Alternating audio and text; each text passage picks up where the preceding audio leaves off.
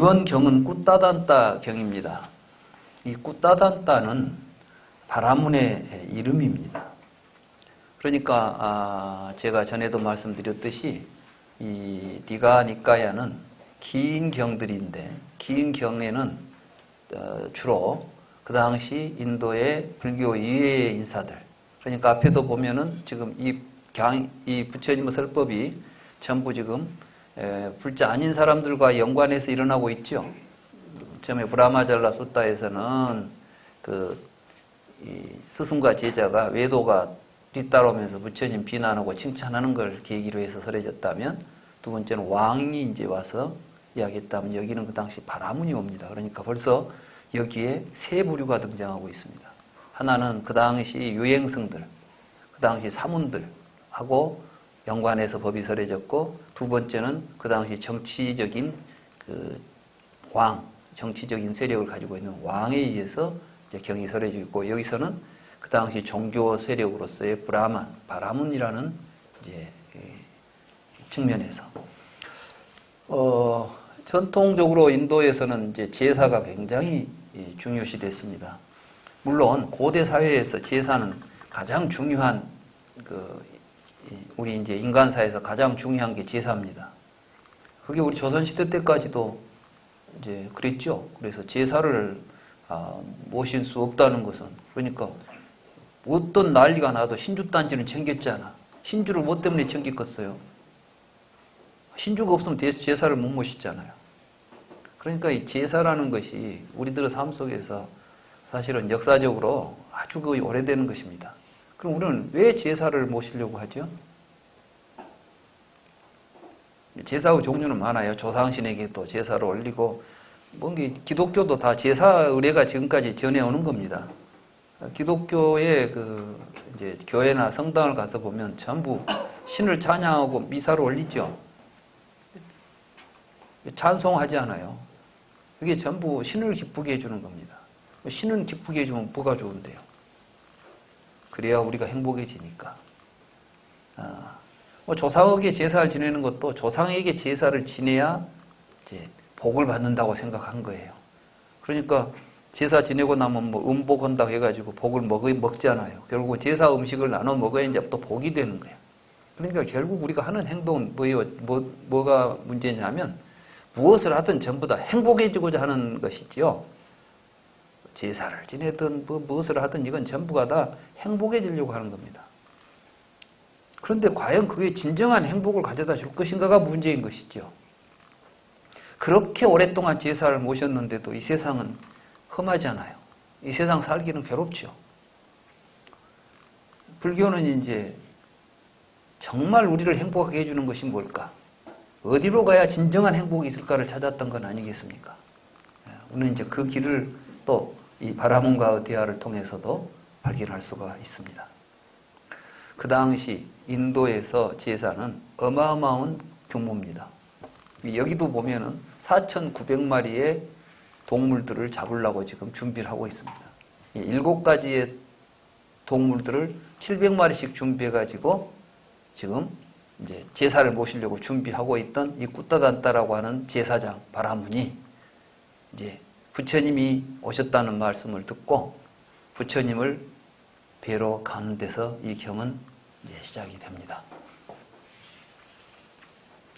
그리고 이제 꾸따단따는 이렇게 큰 제사를 모시는데, 제사법이 혹시 내가 잘못된 건 없을까? 어떻게 지내는 것이 진정한 바른 제사가 될까?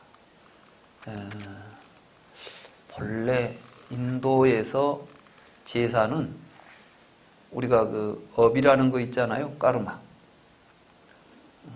업. 본래 업이라는 말은 제사를 의미해요. 제사 지내는 행위가 업입니다. 그러니까 제사를 지내야 그 과보를 받을 수가 있겠죠. 제사를 지낸다는 것은 인도 그 당시 힌두교에서 말하자면 그 당시 브라만교에서 제사를 지낸다는 것은 이 신들을 움직이는 거예요. 이제 제사가. 그러면 이제 어떻게 해서 이게 이제 이 제사법이 생기냐면, 신이 이 세상을 창조했는데 신은 법에 의해서 움직여야 돼요. 그러니까 이제 신이 움직이는 법칙이 있어요. 신이 멋대로 하지 않아. 제사를 통해서 전달된 의사를 신은 반드시 저 제사의 형식이 하자가 없고 올바르면 그대로 이제 행해야 돼요. 그러니까 처음에는 신이 알아서 했는데 이게 이제 히라브 신하고 인도의 신이 좀 다른 점입니다. 히라브의 신은 어떤 신이냐 하면 엄청난 초인적인 능력을 가지고 있죠. 신적인 힘과 권력을 가지고 있는데 그 권력을 지 멋대로 행사해요. 그러니까 기분이 나쁘면 막 가서 해꾸지도 해버리고 기분이 좋으면 막 술도 마시고 하면서 막 그러잖아요. 그러니까 히라베 신들을 보면 이제 그 제우스라고 하는 신이 있지만 그 신도 기분에 따라서 움직이지 어떤 법칙에 의해서 움직이지 않죠. 인도는 상당히 일찍부터 이 세상이라는 것이 어떤 질서가 있다고 생각했고 신도 그 질서에 의해서 움직인다고 생각을 하면서 이제 신이 움직일 수 있는 하나의 기도, 제사라는 것이 신을 움직이는 방법이라고 생각을 합니다. 그러니까 제사를 지내면 우리의 뜻이 신에게 전달이 되겠죠. 기도라는 것은 우리의 의사를 전달하는 수단이죠. 제사를 지내는 것은 다 우리가 어떤 초능력적인 신기하고 연결을 통해서 그 힘을 우리가 받으려고 하는 구조를 가지고 있습니다. 근데 이제 처음에 리그베다 시대, 그러니까 인도의 그 역사를 보면 처음에 이제 쌍이따라고 하는 시대가 있어요. 이때는 베다가 만들어지던 시기인데 이때는 제사법이 정확하지 않습니다. 다만 제사를 지낼 때는 이런 신에게는 이런 찬송가를 읊혀줘야 된다 해가지고 리그베다라고 하는 문헌 속에 신들에게 올리는 여러 찬송가들이 들어있고 그 찬송가들을 외우는 방법이나 제사에 사용하는 어떤 그 방법들을 적어 놓은 걸 이제 사마베다, 야주르베다라고 하는 이런 이제 베다가 형성돼 있었어요. 근데 이런 것들이 이제 한 BC 한 1000년쯤 됐을 때 이때 이제 인도 사회가 어느 정도 정착이 되고 제사의 방법들이 이제 일관성을 가지게 돼요. 그러면서 바라문 계급이 형성됩니다. 바라문 계급이 형성되면서 제사를 엄밀하게 모셔야 된다고 생각해서 제사의 순서나 절차 같은 것이 이제 정해져요. 그럼 그 정해진 순서와 절차에 의해서만 제사를 지내야 되겠죠. 근데 이게 얼마나 이제 절차가 복잡한지 일반 사람들은 베다를 외우기도 어렵죠. 근데 베다를 외우지 않으면은 베다를 가지고 제사를 모실 수가 없어요. 심지어는 운율 같은 것도 제사를 지낼 때 노래하고 기도문을 외울 때 소리의 강약이나 이런 것까지도 정해져 있었어요. 거기서 어긋나면 안 되는 거예요. 이제 예를 들면 이런 이야기가 나오죠. 인도에서 이제 아수라라고 하는 신은 불교의 신이 아니라 인도의 신이에요. 아수라하고 이제 뭡니까? 그 제석천 있죠. 제석천을 뭐라고 그러죠? 인드라죠.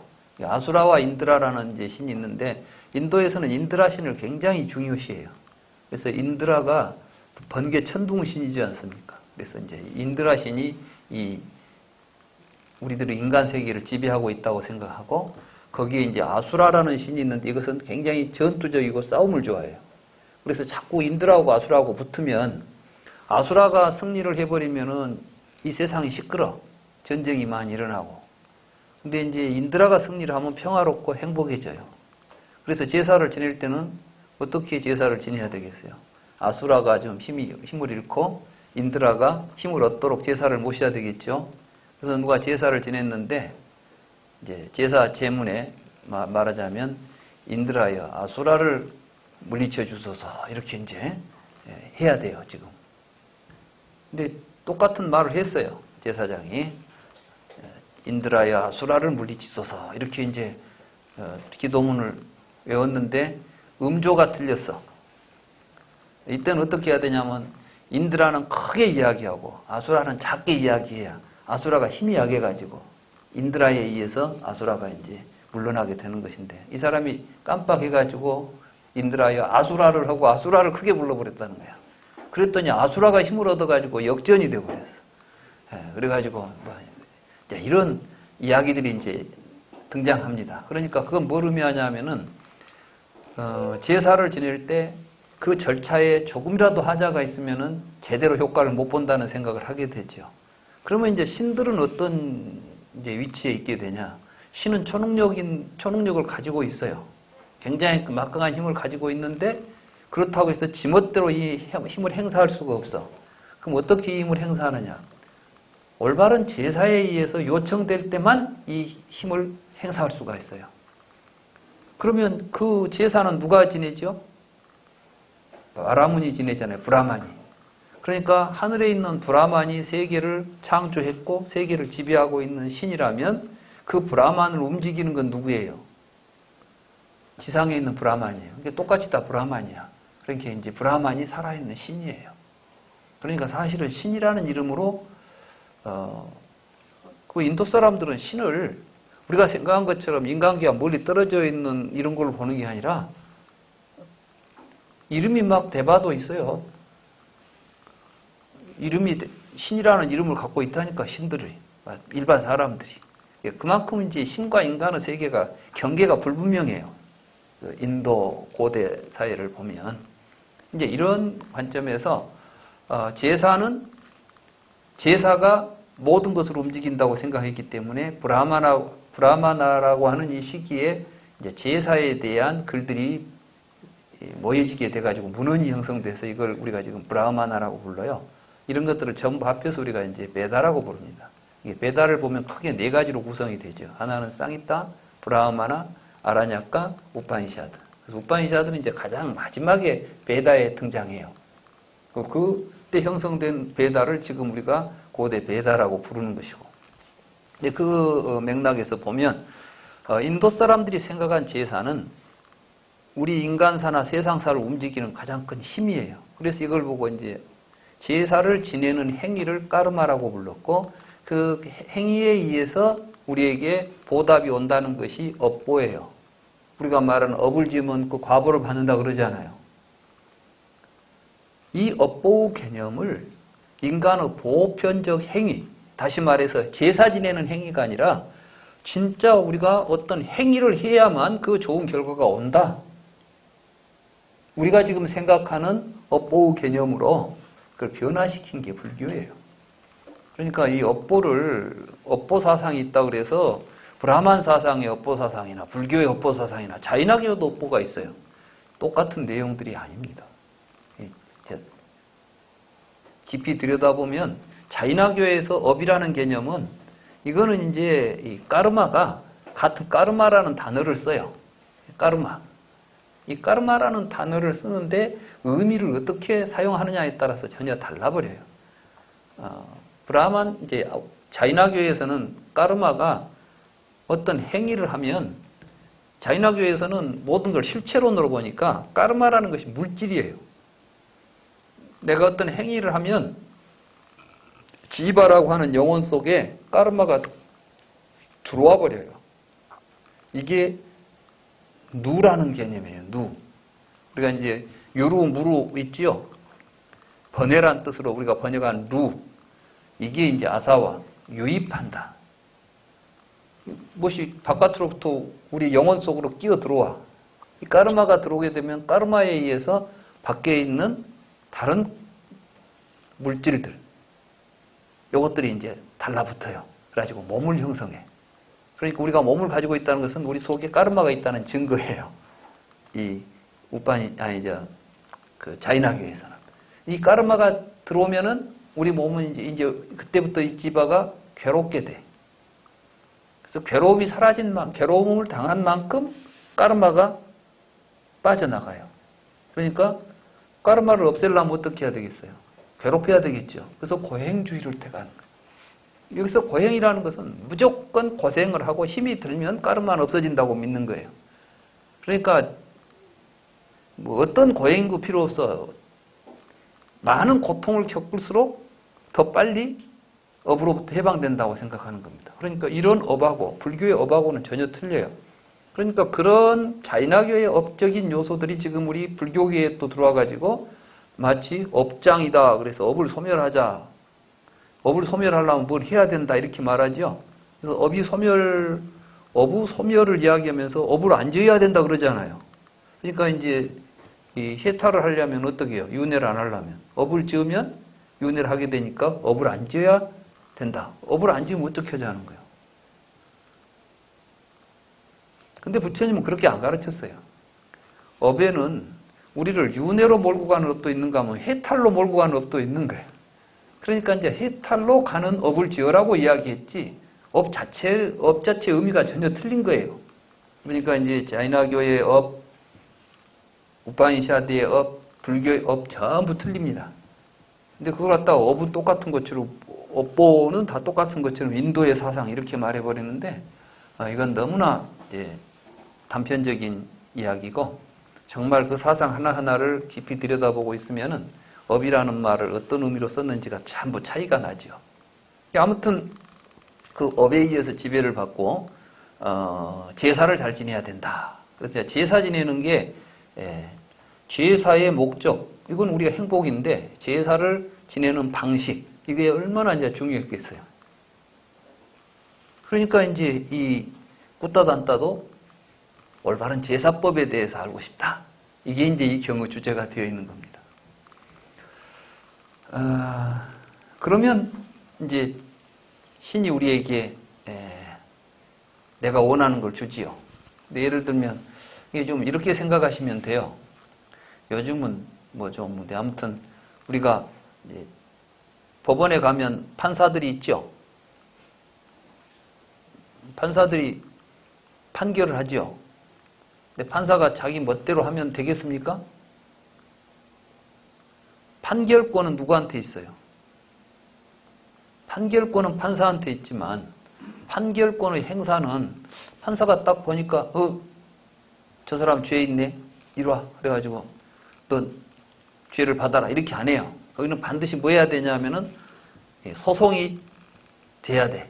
그러니까 이제 형사소송 같으면은 검사가 소송을 제기해야 되고, 민사 같으면은 변호사가 소송을 제기해야 됩니다. 그래야 재판이 열리죠. 형사가 어디 지나가다가 내가 형사야, 교통사고 났구만, 너는 얼마 이렇게 안 돼요. 반드시 어떤 절차를 밟아야만 돼. 그러니까 제사가 그런 거야. 말하자면 신들이 있어도 신은 지멋대로 못해. 반드시 제사라는 의식을 갖춰줘야만 거기에서, 그리고 또 판사가 판결을 할 때 제멋대로 합니까? 법에 의해서 합니까? 정해진 법을 집행할 뿐이죠. 그러니까 이 제사법에는 이렇게 하도록 되어 있다는 거야, 이게. 이제 그것에 의해서 세상이 움직인다고 생각하니까, 그러니까 브라만들의 권위라는 것이 얼마나 높겠어요. 그리고 그 사상이 그대로 전속을 하니까 그 뒤에도 계속 브라만을 통해서 제사를 해가지고 뭔가 자기가 원하는 것을 구하려고 하는 것들이 인도의 가장 기본적인 하나의 종교적인 형태가 되어 있었다. 그걸 우리가 먼저 이해하고 이 경을 읽을 필요가 있는 것입니다. 그때 이제 부처님이 오셨다는, 우리 마을에 부처님이 오셨다는 이야기를 듣고 꾸따단따라고 하는 바라문이 이제 부처님을 찾아가서 부처님에게 제사법에 대해서 묻습니다. 그러니까 그때 이 부처님께서는 이제 어떤 이야기를 하느냐, 자기 옛날 이야기를 하는 거예요. 이 자리에서 막 하는 게 아니라 옛날 바라문이 있었다. 그 바라문은 이렇게 했다. 그러니까 본래 이 제사법이 어디서 발안했고 근본적으로 이 제사는 어떤 식으로 지냈을까, 이런 이야기를 해줘야 되는데, 여기서 이제 과거에 마하위지따라는 왕이 있었고, 그 왕이 이제 큰 복락을 누리고 싶어서 다시 이제 제사를 지내려고 제사장 바라문을 불렀다. 그때 제사장 바라문이 이제 이 사람에게 제사법에 대해서 가르쳐 주는 거예요. 그러니까 지금 부처님께서는 내가 알고 있다라고 말하는 게 아니라 과거에 제사는 이런 식으로 지냈습니다 라는 식으로 이야기를 해주면서 이제 쭉 이야기가 진행됩니다. 근데 여기 재밌는 것은 마하위지tta 왕의 이제 자기 개인의 행복을 위해서 제사를 지내려고 하죠. 말하자면은 내가 오랫도록 축복받고 행복하게 살도록 나를 가르쳐 주십시오. 제사를 지내 주십시오. 이렇게 말하니까 제사장이 이런 말을 합니다. 폐하의 국토는 위험하고 곤혹스럽습니다. 마을에서 약탈하고 도시에서 약탈하고 길에서 약탈하는 일들이 나타나고 있습니다. 그런데 만약 폐하께서 세금을 올린다면 그것은 폐하께서 해서는 안 될 일일 것입니다.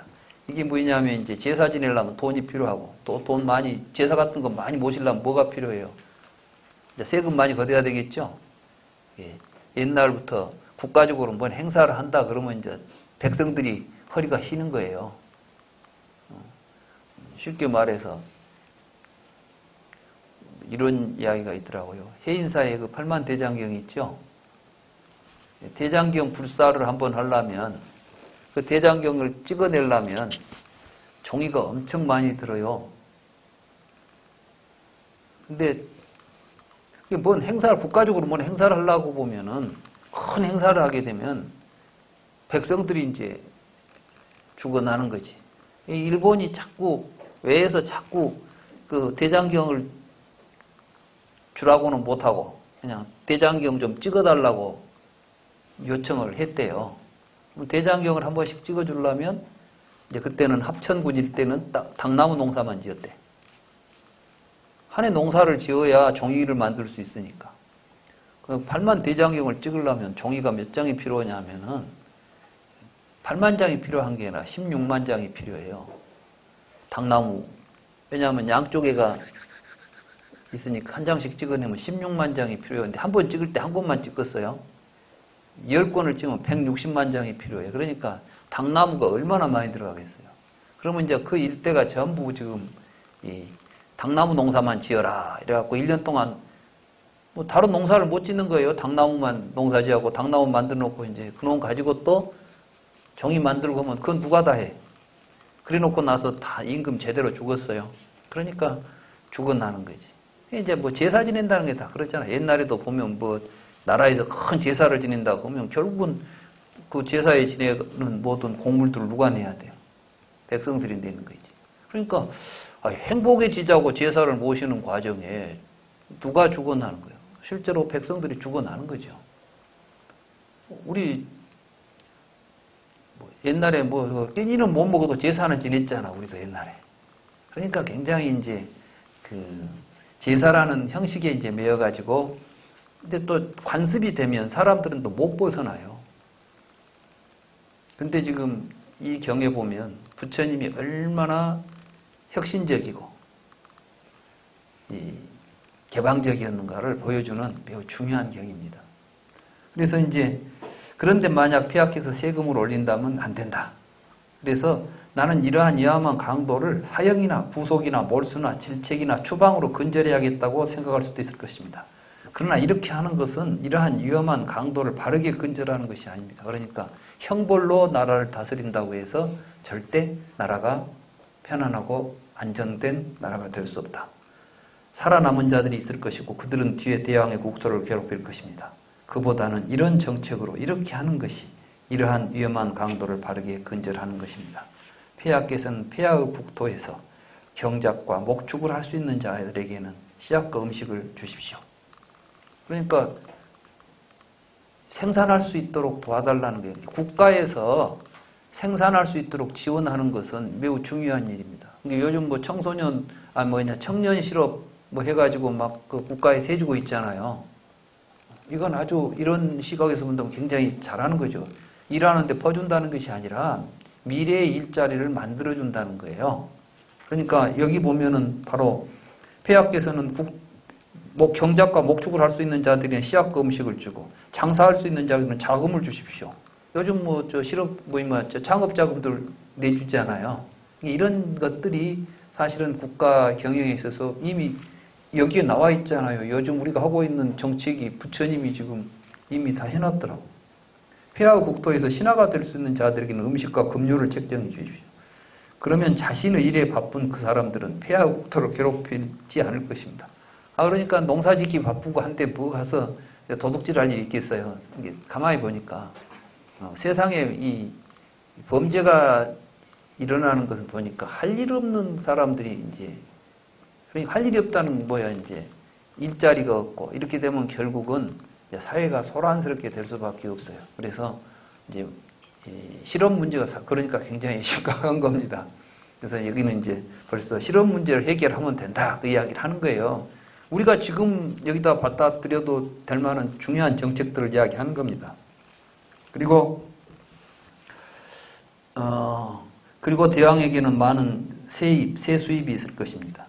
국가는 평화롭고 안전하고 평안하며 백성들은 기쁨을 누리면서 자식이 가슴에 자식을 안고 춤을 추고 집 문을 열어놓고 살 것이다. 그러니까 도둑이 없으니까 이제 문 열어놓고 다녀도 되는 세상이 온다는 거예요.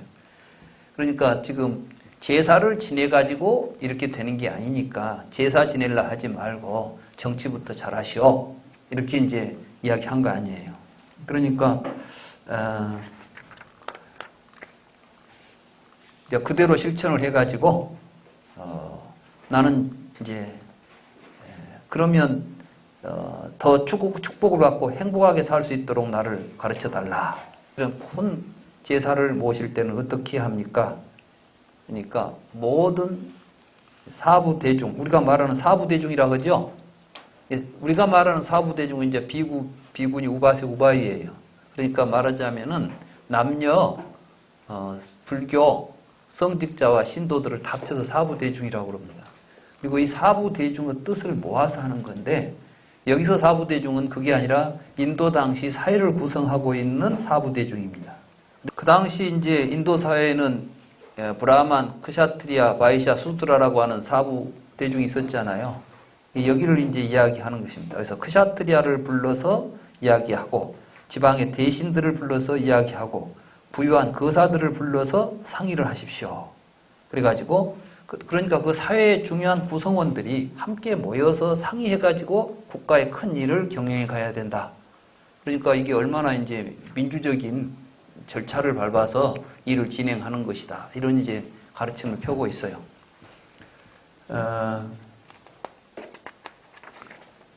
근데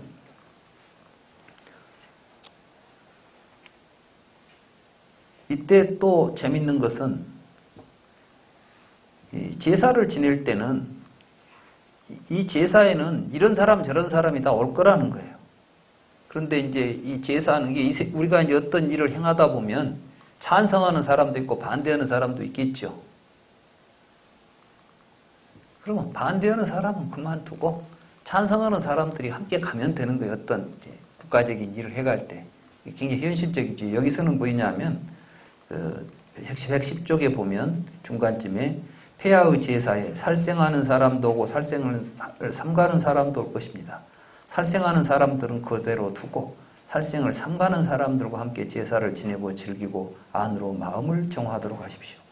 여기서 이제 십선이 나오죠. 십선. 이게 이제 불교적으로 말하면 십선계입니다. 이게 불교에서는 이제 살생, 투도, 사음, 망어, 기어, 양설, 악구, 그 다음에 탐진치, 이 세 가지를 얘기해서 이제 십선이라고 하지 않습니까? 이 십선을 통해서 우리는 이 사회를 편안하고 안정된 사회로 만들어갈 수 있다는 의미를 이제 갖게 되는 것이죠. 그러니까 우리가 불교의 계율을 지키고 십선계를 봉행하는 것은 사회적으로 볼 때 이 사회를 안정시키고 사회를 평화롭게 만드는 것이다. 행복하게 만드는 것이다. 그리고 이제 이런 제사에 특히 112쪽에 18번을 한번 보십시오. 18번 보면 바라문이여 그 제사에는 소를 잡지 않았고 염소와 양을 잡지 않았고 닭과 돼지를 잡지 않았고 각양각색의 그 짐승들이 오지도 않았다고 제사 기둥으로 쓰기 위해 나무들을 자르지도 않았고 그러니까 그때 이제 이 경에 보면 소, 염소, 양 돼지, 닭, 뭐 이렇게 해가지고 7가지 동물을 700마리씩 잡아다 놨는데 이게 이제 한꺼번에 놔도 못 들어 도망갈 거 아니에요. 그러니까 말뚝을 하나씩 이제 박아가지고 거기다 묶어 놓은 거예요. 그러면 나무 이 기둥이 소나 이런 것들을 묶어 놓을 나무 기둥만 해도 한 5,000개가 필요할 거 아닙니까? 그러면 또 벌목을 해야 돼. 그러니까 얼마나 많은 이제 식물과 동물들이 이 제사에 희생이 되겠습니까? 부처님은 지금 제사에 그런 짓 하지 말라는 이야기를 하는 거예요. 이거는 이미 인도에서 오랫동안 해오던 제사법인데 부처님은 과거에는 그런 적이 없었다는 이야기를 지금 넌지시 옛날 마하위지다라고 하는 그 당시 사람들이 듣도 보도 못한 고대 이야기를 꺼내가지고 부처님은 다 그걸 옛날에 본 것처럼 이야기를 지금 하고 있는 거예요. 그러니까 이제 여기 이게 참 그 의미가 있어요. 제사 기둥으로 쓰기 위해 나무들을 자르지도 않았고 제사용 풀로 쓰기 위해 길상초를 베지도 않았다고. 노예나 하인이나 일꾼들은 매를 맞지 않았고. 그러니까 제사 지내려면 이제 뭘 많이 해야 되니까 일을 하다 못하면 이제 하인들 노예들은 이제 채찍을 맞고 했을 거 아니에요. 두려움에 떨지 않았고 눈물을 흘리고 울면서 준비하지 않았다고. 원하는 사람은 일했고 원하지 않는 사람들은 일하지 않았으며 원하는 일은 했고 하지 않는 일은 하지 않았다. 그러니까 이게 굉장히 중요한 겁니다. 우리가 지금 어떤 중요한 일을 하자 하면서 막 원하든 원치 않든 무조건 하자 이런 식으로 가면 안 되는 거예요. 원하는 사람은 하고 원하지 않는 사람은 안 하는 거예요. 그걸 우리가 서로 용납해야 돼요. 그 사람이 원하지 않는다고 해서 비난하고 욕하고 막 하는 게 아니라 그래 원하는 일들을 서로 해가고 이게 이제 점점 더 합의가 되어가면 함께 원하는 일들이 더 많아지는 사회가 돼야 되겠죠. 그렇기 때문에 이 부처님 가르침을 보면 어떤 사람을 적대시한다거나 배척하는 일이 그런 발언이 안 나옵니다. 불경을 읽으면 재밌는 게 아까도 보면은 살생을 하는 사람도 오고 살생하지 않은 사람도 올 것이다. 그러나 살생한 사람들은 그냥 내버려 두고 살생하지 않은 사람들께 항상 내버려 두라고 하고 있잖아요. 내버려 두고. 상당히 좀 좋은 겁니다. 여러분들이 집에서 어떤 이제 가정에서 자녀들을 교육할 때도 우리는 전부 내가 정해놓은 어떤 기준 잣대에다 대놓고 막 그리 몰고 가려고 하잖아요. 그래, 뜻을 따르지 않으면 그냥 내버려 두는 거예요. 그리고 이 중요한 일 같으면 부모가 열심히 하는 거야. 자식이 못 따라오면 내버려 두고 부모가 열심히 해줘. 그러면 뒤에 가서 자식이 보고 뭐 따라오게 되기도 하고 또 다른 길로 가서 더 좋은 길로 가기도 하는 것이지. 항상 여기서 이제 우리가 이런 하나의 그 발언 속에서 우리가 상당히 중요한 것들 느낄 필요가 있습니다. 그런데 버터, 참기름, 연유, 응유, 꿀, 사탕수수 즙으로 그 제사는 완성되었다고. 그러니까 여기 고기는 안 들어가죠? 이게 뭐냐면 이제 일상적으로 먹는 인도 음식 아닙니까? 버터, 이제 목축을 많이 했으니까 참기름, 연유, 응유, 꿀, 사탕수수즙으로 그 제사는 완성되었다고. 그러니까 이제 동물 잡으면 안 된다는 이야기를 하는 거예요. 제사에 살생하지 마라 이런 이야기를 합니다. 그때 이제 또 이 부분도 굉장히 중요합니다. 바라문이여 그때 헌신적인 성읍과 지방의 크샤크트리아들과 대신들은 여러 이제 부유한 거사들이 재산을 가지고 와서 왕에게 말합니다. 폐하, 이 많은 재산은 폐하께 바치는 것입니다. 폐하께서는 받아주시오. 그러니까 이제 왕이 존자여 여법하게 세금으로 모은 나의 이 많은 재산이면 충분하오. 그대들의 것은 그대들에게 갖고 이제 나의 것을 더 가져가시오. 그러니까 이제 왕이 해야 될 일은 권력을 가지면 우리 보면 누가 권력을 가지면 막 갖고 오잖아요. 그래가지고 뒤에 보면 우리나라 대통령들은 뒤에 가면 꼭 그런 것들이 좀 있어가지고 문제가 안 생기던가요. 근데 이제 여기서는 지금 그 이야기를 하는 거예요. 왕에게 세력 있는 사람들이 뭘 가지고 오면 오히려 나누어줘야지 받지 말라는 거예요. 지도자가 가야 될 덕목은 자기가 가진 것을 나누어 주는 것이지 권력을 이용해서 부를 획득하려고 하면 안 된다는 이야기를 지금 하는 겁니다. 그들은 왕이 거절하자 한쪽으로 와서 이렇게 응했다. 우리가 이 재산을 다시 자신의 집으로 가져가는 것은 마땅치 않습니다. 마위지따 왕께서 큰 제사를 봉행하십니다. 자, 우리도 왕을 따라서 재물을 헌공합시다. 그러니까 이제 지도자가 아랫사람들에게 베푸는 것을 보여주면 그 사람들도 자연스럽게 밑으로 가는 거예요. 그러니까 지금 우리는 전부 상납이 됐죠? 구조가 권력을 향해서 뭐가 상납이 되잖아요, 위로. 이제 상납이 되면 안 되고 하납이 돼야 돼. 밑으로. 이제, 지금 우리 자본주의의 문제가 뭐냐면 전부 위로 이렇게 쏠리는 현상이에요. 그래서 상위 지금 몇 프로가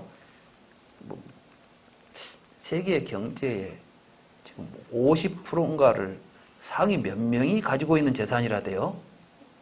우리 지금 세계적으로 이 부가 이런 편중 현상을 보이고 있어요.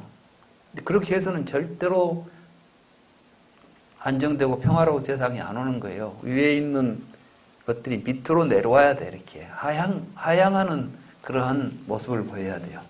그래서 왕이 먼저 밑으로 내려보내면 그 사람들도 밑으로 오게 돼 있어요. 그래서 헌신적인 성읍과 지방의 크샤트리아들은 제단의 동쪽으로 보시했고 사방으로 보시를 합니다. 그러니까 옛날 제사를 왜 그러면 그때 제사를 그렇게 많이 했을까요? 많은 재물을 만들었을까요? 제가 어렸을 때 제삿날에 되게 기다려져요. 왜요? 그때 이제 먹을 것이 생기거든. 평소에는 못 먹던 쌀밥도 먹고 고기도 먹고 뭐 과일도 먹고 그러니까 제삿날이라 하면은 이제 오늘은 큰 집에 뭐 누구 제사다 누구 제사다 이제 시골에 가면 옛날에는 거의 그 제사가 거의 다달이 있잖아요. 그러면 이제 그 제삿날 기다리고 그 제삿날 되면 뭐 먹고 그러니까 사실은 이때 이제 보옷이라는 개념이 그때 인도에서는 큰 제사를 모시게 되면 그때 고기를 많이 잡아가지고 이제 사람들이 나눠 먹는 거예요, 이게. 그러니까 축제가 되죠, 제사라는 게. 이런 건데, 근데 지금 이제 여기서는 이 보시를 그런 식으로 해서 살생을 통해서 하는 게 아니라 실질적으로 이런 기회에 많은 사람들에게 경제적으로 지원이 되는 그런 구조를 이야기하는 거예요, 여기서. 그래서 이제 동서남북이라는 것은 사방에 모든 사람들에게 평등하게 모든 재물을 나누어 주는 것. 이것이 진정한 제이다. 그러니까 부가 편중되지 않고 있는 자가 없는 자들을 향해서 재물을 보시하는 것. 이것이 진정한 좋은 제사다. 불교의 제사법은 이제 의식을 통해서 행해지는 것이 아니라 어떤 올바른 까름하지 않아요. 행위를 이제 좋은 행위로 이제 변화되는 거예요. 이렇게. 그렇게 해서 이제 그 바라문들은 큰 소리로 그 21번을 보십시오. 찬탄해. 제사란 이런 것이구나. 제사의 성취란 이런 것이구나. 뭐가 진정한 제사냐는 것을 이제 알게 됐다는 것입니다.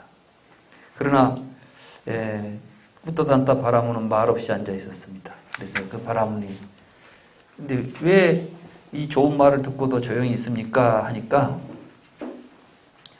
존자여, 나는 삼은 고따마의 좋은 말씀은 좋은 말씀이라고 기뻐하지 않는 것이 아니요.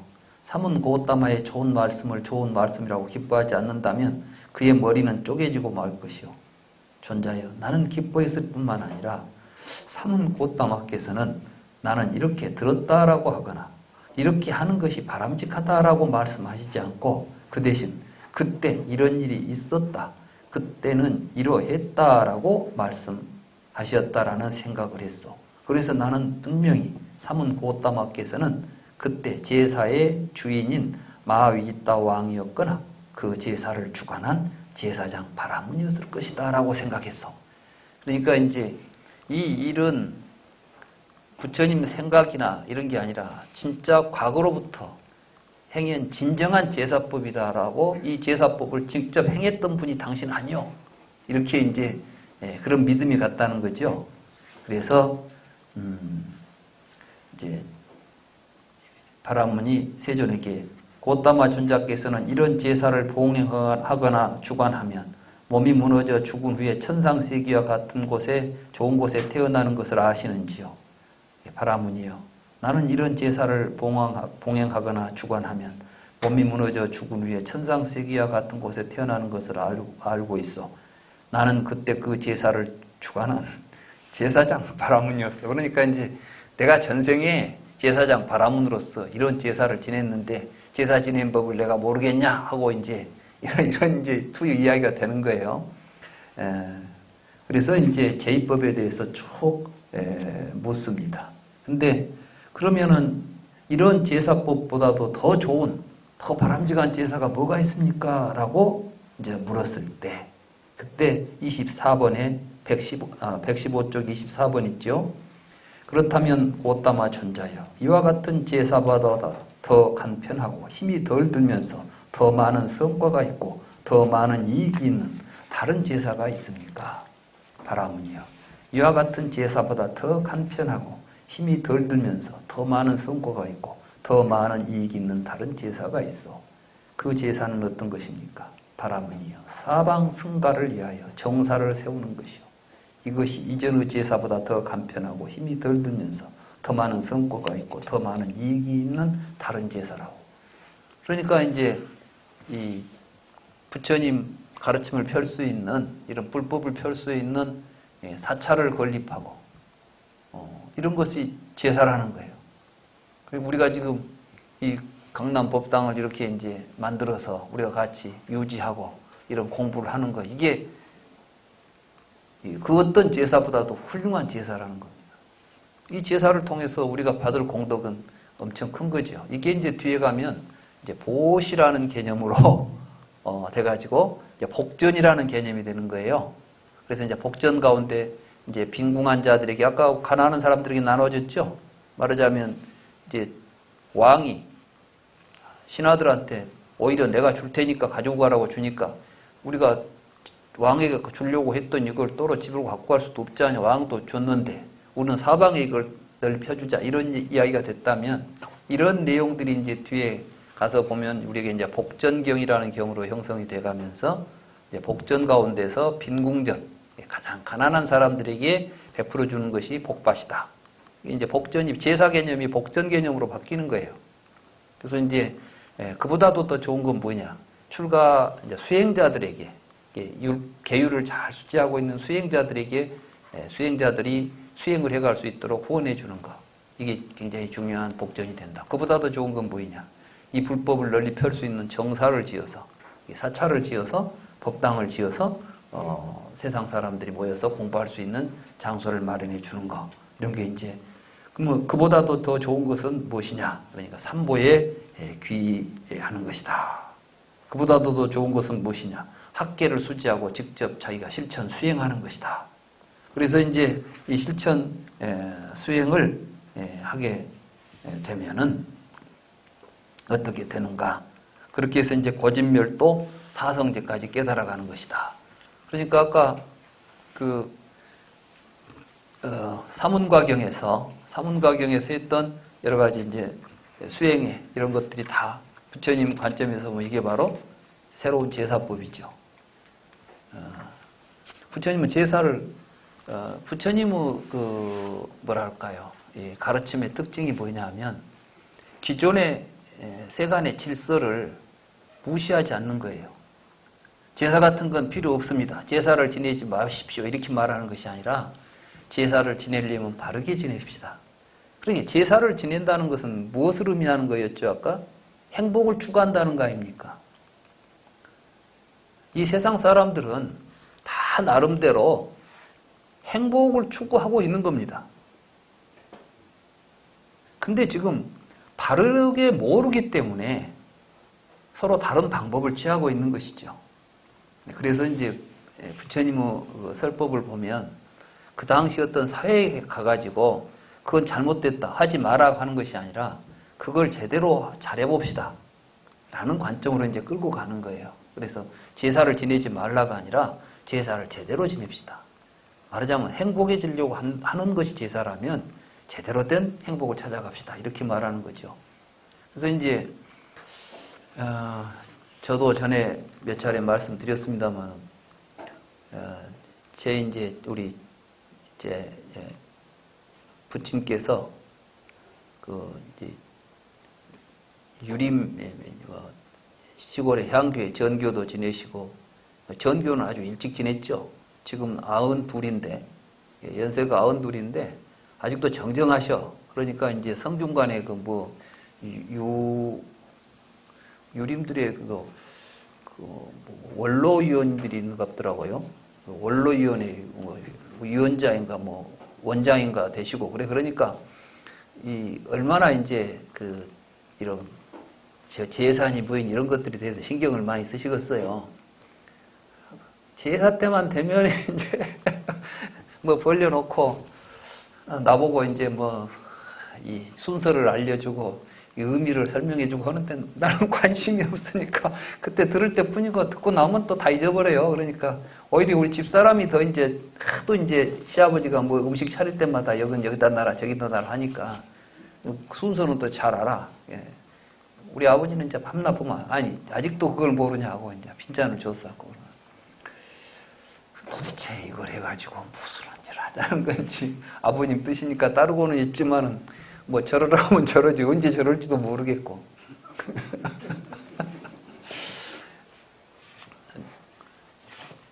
내가 이제 그 마음이 안 가니까 전혀 뭐 나에게 이 기억이 안 되더라고. 이제 어떻게 무엇을 한다는 법이 안 돼요.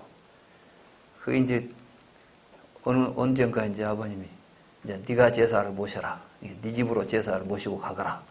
그래가지고 이제 그날 뭐 이제 제사를 이제 우리 집으로 모신다고 하는 이제 제사 때 또 그 고를 하더라고요.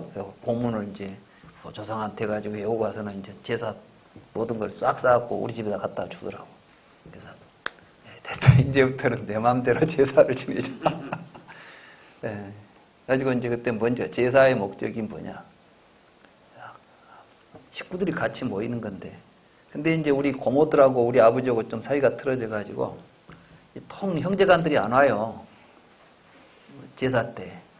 그래서 이리 모셔놓은 다음에는 고모들한테 이제 연락을 했어요. 우리 집에서 제사를 지내니까 우리 집으로 오시오. 제사는 내가 이 형제간들이 가지고 온 것만 올릴 테니까 제사에 올리고 싶은 음식들은 고모들이 해갖고 오시오. 나는 상만 차릴라요. 그래놓고 그러니까 나물도 고모들이 해갖고 모여서 이제 광주에서는 제사를 지냈어요. 이제 서울로 오게 됐잖아요. 서울로 왔는데 뭐 제사 지낸다고 또 막 광주에서 올라오는 것도 귀찮을 것 같고 그래서 이제 여기서는 내가 이제 할아버지 제사, 할아버지 할머니 제사 내가 잘 모실 테니까 이제 잊어불고 재밌게 광주에서 잘들 사시오. 그 대신 여기서는 내가 잘 모실랍니다. 이제 우리 아들이 이제 이 작년에 결혼해가지고 며느리가 왔는데 이제 제사를 어떻게 모셔야 될까? 그래서 불교식으로 모신다. 그래가지고 이제 보면 그 이제 불교의 그 제사 모시는 양식들이 있잖아요. 그걸 이제 간단히 어떻게 따가지고 이제 제사법을 하나 만들었어요. 그래놓고 그 음식은 어떻게 할 것이냐. 그래서 음식은 먹고 싶은 거 갖고 와라 너희들. 이 제사는 식구들이 모여서 조상들은 은혜를 생각하면서 즐겁게 지내는 시간. 그래서 제사가 기다려지는 제사가 돼야지 제사 음식 만드니라고 먹도 못할 음식 막 만들어 놓고 뒤에 가서 성가시고 그러면 안 된다. 그러니까 딱 제일 먹고 싶은 음식을 사갖고 와라. 그러니까 이제 먹고 싶은 거 갖고 왔으니까 맛있게 먹겠죠. 음식은 이제 그렇게 해버렸어요. 제사는 무조건 즐겁게 노는 날이고 제사도 새벽에 광주에 있을 때는 제사를 모시러 가면 제사가 전날 모여갖고 오더라고. 이게 제삿날이 그날이 아니에요, 사실은. 제삿날은 전날 저녁이야. 준비해가지고 새벽에 모셔야 돼요. 그러니까 꼭 새벽에 모셔야 된다고 해가지고, 근데, 우리 집사람이랑 나랑 다 출퇴근하는 사람인데, 제사 모시러 가면 하루 종일 그 학교에서 피곤한데, 와가지고 또 제사 모시고, 또 이제 올라올 때 보니까 막 잠이 와가지고 막 사고 안 나고 오는 게 다행일 정도로 다니는 거예요, 내가 이제 제사를 모시러 다니면. 다음날 출근해야 되니까. 야, 이게 이런 제사법을 갖다 지금도 하라고 하면 누가 이 제사를 모시려고 하겠냐. 이제 아예 그냥 제사 안 모시겠다고 나서볼까 했냐. 아예 제사가 없어지게 생겼더라고, 제사법이. 제사를 재밌게 해야지. 어렸을 때는 내가 왜 제사를 좋아했지 보니까, 맛있는 거 먹는 날이니까 좋아했지. 내가 이런 것 같으면 내가 제삿날 기다렸겠어요. 그래서 제삿날을 기다리게 만들어야 되겠다. 그래서 이제 우리 집에서는 제가 제사를, 요 경을 번역하고 나서 내가 확신을 가졌어요. 그래서 부처님 법이 이런 것이구나. 이게 바로 제사로구나. 아까 그 바로 아무들 이야기했잖아요. 그래서 나도, 이게 진정한 제사로구나. 그래, 나도 이제 불자니까 부처님 가르침대로 하자. 그래서 제사를 그렇게 했습니다. 그랬더니 뭐 애들이 제사에 대해서 반감이 없어요. 제사라 그러니까 벌써 며느리가 뭐가 필요하세요? 제가 뭐 내갖고 갈까요? 뭐 이리 준비하고, 요즘 애들은 뭐 전 같은 것도 어디 가서 딱 나는 처음에 이렇게 솜씨 좋게 붙여갖고 온 줄 알았더니 그래서 잘했다. 아주 잘한 것이다. 그렇잖아요. 뭐 정성이가 뭐가 아니라 정말 마음이 모여야지 그 육체적인 노동을, 아까 보니까 제사에 뭐 하인들이 하고 싶으면 하고 안 하고 싶으면 안 했다고 했잖아요. 바로 그런 마음이 있어야 되지 않겠냐 싶어서 했더니 우리 집은 제사가 이제 그래서 아주 편해졌습니다. 그래서 혹시 이제 제사를 안 모시려고는 하시지 말고 제사를 모시되 제사를 즐거운 제사로 만들어가는 게 불교의 제사법이다. 여기 보니까 그렇게 돼 있죠? 그리고 이제 이 제사보다도 더욱 중요한 제사가 우리 날마다 이제 매주 와서 이렇게 공부하는 거, 이게 바로 중요한 제사다. 이렇게 생각하시고 그런 생각을 가지고 이 경이 이제 그런 이야기를 하고 있습니다. 그래서 여기 보면 이제 열애가 세상에 출현했으니까 우리 지금 앞에는 3000년 전에 부처님이 오셨잖아요. 이거 얼마나 다행스러운 세상에 삽니까? 더군다나 이 부처님이 세상에 오셨어도 불법이 전해지지 않는 곳에서 산다면 이런 가르침이 있는 줄도 모르고 살지 않겠어요? 지금도 불법하고는 전혀 상관없이 사는 사람들이 많이 있지 않습니까? 그러나 우리는 이제 다행히 이렇게 부처님 법을 만났으니까 부처님 법의 가르침에 우리가 따라서 초선, 이선, 삼선, 사선을 성취하고 여실한 직연을 갖춰가지고 쭉 앞에 했던 이야기 있죠? 이것도 이제 역시 외도들하고 한 이야기라 그들은 뭐 모든 신통을 갖추고 이렇게 해서 결국은 고진멸도 사성제를 닦아서 우리가 모든 괴로움의 뿌리를 뽑아버리고 사는 것, 이게 가장 훌륭한 제사다. 이렇게 이제 부처님은 말씀하신 것입니다.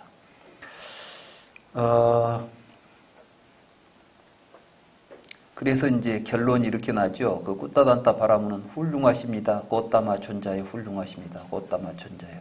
마치 뒤집힌 것을 바로 세우는 것 같고 감추어진 것을 드러내는 것 같고 길 잃은 자에게 길을 알려주는 것 같고 눈 있는 자들은 보라고 어둠 속에 등불을 비춰주는 것 같습니다. 이게 이제 부처님의 가르침을 찬탄할 때 하는 한결같은 이야기입니다. 이와 같이 고따마 존자께서는 여러 가지 방법으로 진리를 알려주셨습니다. 이제 저는 고따마 세종께 귀의합니다. 가르침과 비구 승가에 귀의합니다. 고따마 세종께서는 저를 청신사로 받아주소서. 지금부터 살아있는 날까지 귀의하겠나이다. 고따마 존자여, 이제 저는 700마리의 숫소와 700마리의 소송아지, 700마리의 암송아지, 700마리 염소, 700마리 순양을 지금 몇 마리요? 3,500마리입니까? 그죠? 풀어주고 살려주어 푸른 풀을 뜯고 시원한 물을 마시고 시원한 바람을 쏘이도록 하겠나이다. 이렇게 해서 이제 수천 마리의 이런 가축들이 생명을 얻고 좋은 제사를 잘 모시게 됐다 하는 이야기입니다. 그래서 저는 이제 우리 사회에 있는 여러 가지 관습이나 제도는 사실은 나름대로 행복을 추구하기 위해서 만들어진 것들입니다. 근데 우리는 자칫 잘못하면 이런 것들을 이제 조금 시대에 뒤졌다거나 무엇이 안 맞다 해가지고 없애버리거나 파괴해버리는 경우들이 있습니다. 근데 저는 여기 이 부처님의 가르침을 보면서 부처님은 그 당시 제사법에 대해서 제사법이 그게 마음에 들었겠어요, 부처님이? 제사를 지내면 뭐가 된다는 것을. 그렇지만 부처님은 그 사람들을 하지 말라고 하는 게 아니라 그걸 하되 바르게 하자. 의미를 다시 새기게 해서 진정한 행복을 위해서 우리가 할 수 있는 제도로 이 제도를 개선시키고 발전시켜 나가자. 이런 입장을 이제 보여주는 것 같습니다. 그래서 우리는 이제 이 사회 현실을 우리가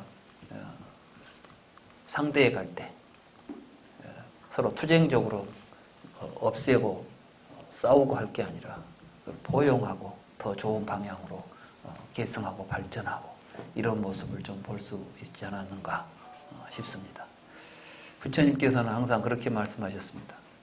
나는 세상에 어느 누구와도 다투지 않고 사는 법을 가르친다. 불교의 가장 큰 덕목입니다. 다투지 않고 서로 같이 화합하고 또 서로 같이 협력하고 서로 같이 믿고 사랑하면서 살아가는 사회. 그러한 사회를 만드는 것이 또 불교 수행의 목적이겠다. 이런 생각도 해봅니다. 오늘 제 이야기는 여기서 끝을 맺도록 하겠습니다.